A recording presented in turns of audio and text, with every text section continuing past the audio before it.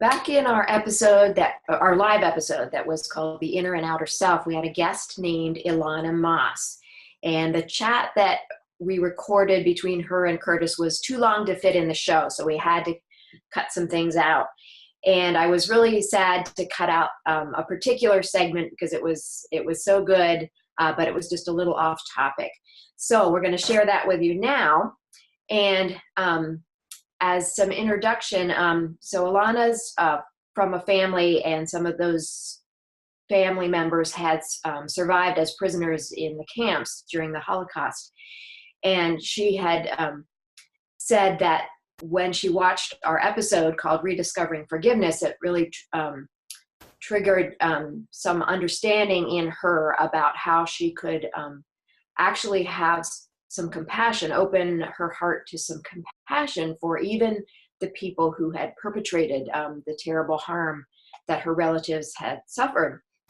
And it made me think about how Swedenborg describes that the highest angels, who are the ones who are the closest that you can possibly get to the kind of love that God has, that they have love and compassion for everybody, including people in the lowest hell, who would be people who have really done horrendous things to other people. And it can be hard to even fathom, like, how can you have compassion for such people? And I felt like the way Ilana expressed herself in talking about just something in the forgiveness show was helping her open her heart in that direction a little bit. And I feel like what she says can help us fathom how you could start to open each of our hearts towards that angelic level of compassion that is not excusing or enabling any bad behavior, but yet is seeing things from a bigger perspective, because the damage we are seeing happening on the outermost earthly level is not the lasting damage. And when you see who is actually being damaged in situations where people are willingly harming others, it's a very different picture. So I would just really appreciate, Ilana, how you express this, and it helps that angelic kind of compassion become more tangible. So here it is. One of the episodes that really touched me was the one about forgiveness. Mm-hmm. And one of the things that you and Jonathan said at the very end, because we were talking about, how do you forgive, especially a situation like the Holocaust, okay? Because as a little girl, I would have to lie in bed wondering, how am I going to deal with these thoughts and feelings that I have about these people who did these things to my family, okay? Right.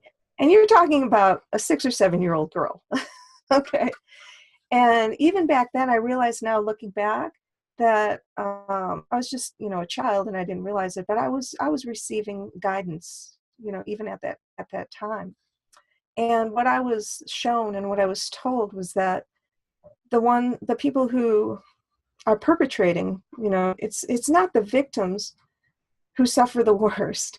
I mean, it seems backwards to what we perceive at this physical level, but in reality, just think about what a person has to do to themselves to be able to do something like that to another human being.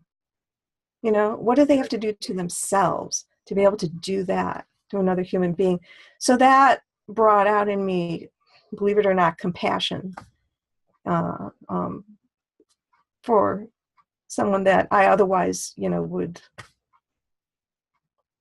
have all kinds of negative, hatred and resentment and all that, which would then, those feelings would poison me and have no effect on them whatsoever. So that's a way that we can have that compassion, and that compassion opens our heart, and that, brings us closer to God and spirituality. Yeah, so those are just some of the examples of what your work has done for me.